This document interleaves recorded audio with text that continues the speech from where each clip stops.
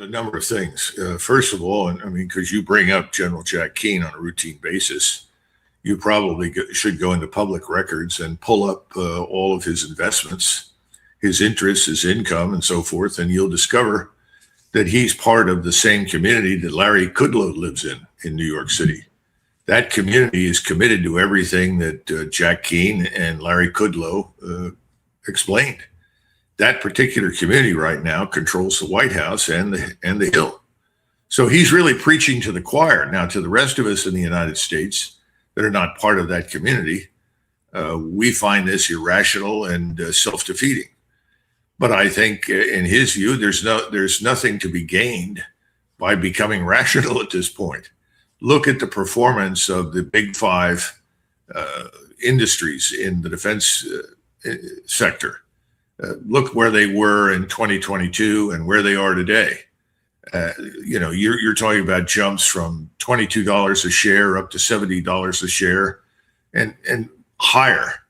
My point is that a lot of money is being made by a lot of people, not just in the circle of the White House. We all know how that's been going. We've watched them short oil, and we've watched Trump sort of create a culture of manipulation that allows people to profit from these crises and wars.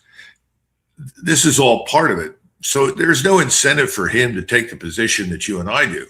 You and I aren't profiting from these things, but they are. And I think that's the simple explanation. Now, Larry Kudlow, of course, is a little different because he's emotionally committed.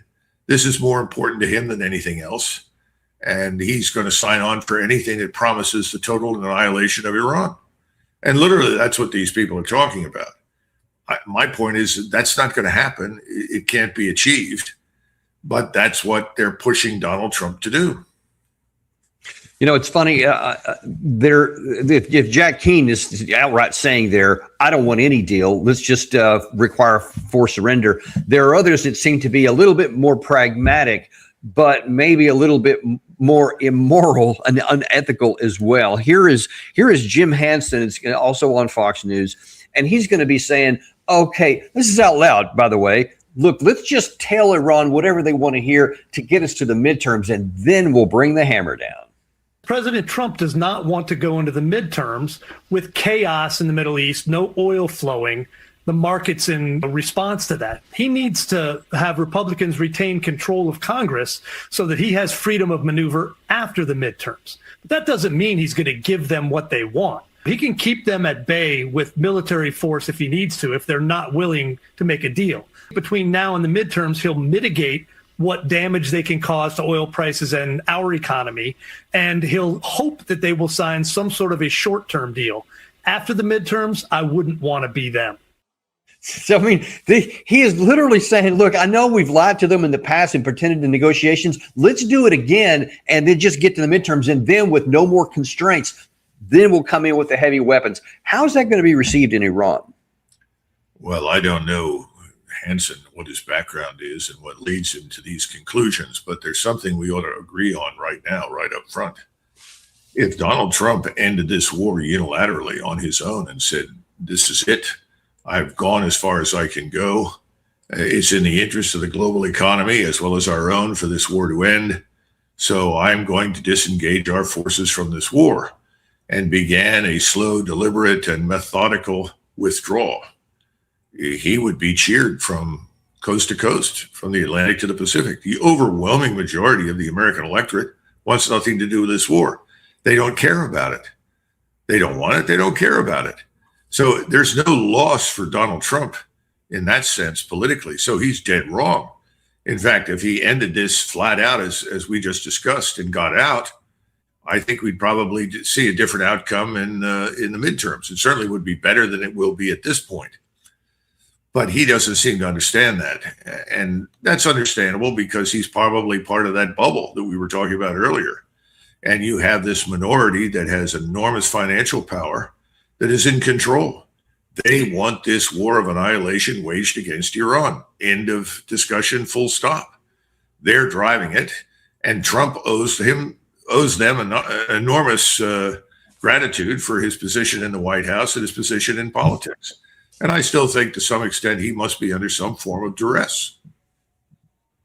It's interesting that what you say there is maybe more true than some even realize.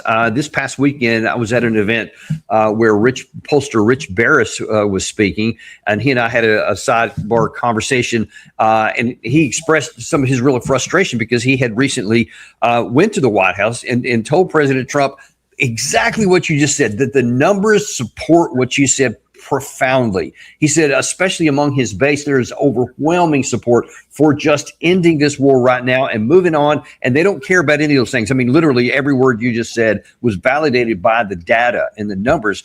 And this is a guy that President Trump respects because he's the one that got 2016 right when nearly all the other pollsters got it wrong.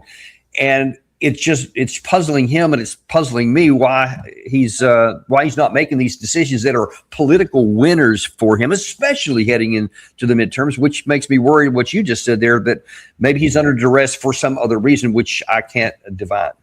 Well, remember, Tucker Carlson back in 2023 brought me on his show up at his residence up there in New England.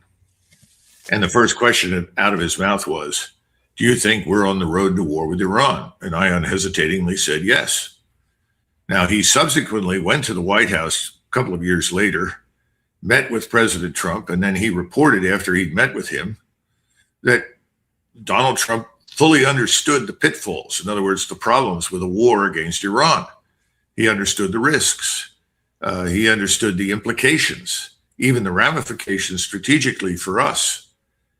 And he left the Oval Office satisfied that the president understood what he was getting into, and he concluded the president would not get into it as a result. Well, he was wrong. And the president knew then and understands now, and he's done it anyway. So I think we have to, it's wrong. People say, well, this man can't be this stupid. He is not a stupid man.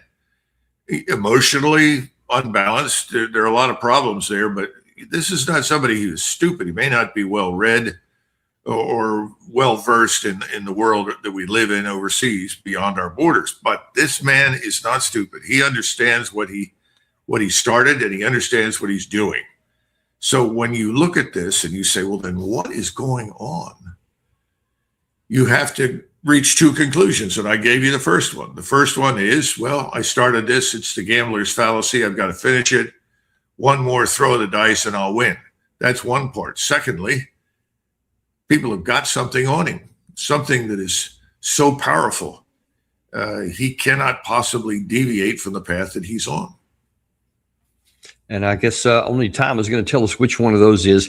I wonder, because you've got some direct experience with President Trump and rationally coming to a decision and then having somebody change his mind later in 2021, when you were the special advisor to the Secretary of Defense, you came up with what I consider to be a brilliant plan to have gotten all of our troops out of Afghanistan in order in a coordinated manner before the end of his term when he left. And you even went so far as to actually get him to sign an execution order, which was subsequently sabotaged by the Chairman of Joint Chiefs of Staff and the Acting Secretary of Defense afterwards.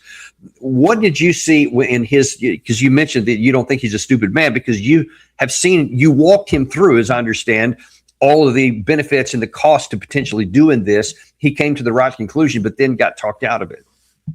Well, I didn't walk him through the details, but he understood that it could be done. He understood, I think, that the winter was the ideal time. You've been in Afghanistan and you know the fighting season over there. The winter was a good time to pull out. But he was talked out of it. He was talked out of it by people in his own administration. That included the Secretary of Defense at the time. It also included Kash Patel, who went over with Mr. Miller, the Secretary of Defense. And they joined hands with Mitch McConnell and several other people from the Hill. And they all said, oh, you can't do this. We've already made commitments. We've talked to allies. We've this and that and everything else. And then he backed down and he said, well, what can I do? If I can't get everybody out, then what can I do? It's the old half pregnancy thing. And that's a political problem. No politician wants to bring the child to full term and then be responsible for it. So he backed down. And I think it was unfortunate. And the result is that what we saw under Biden was terrible. And it could have been avoided. But he backed down. And this is one of the reasons that people accuse him of backing out on a number of different things. But this time around, I don't see any evidence for that. Maybe I'm wrong, but I just haven't seen it.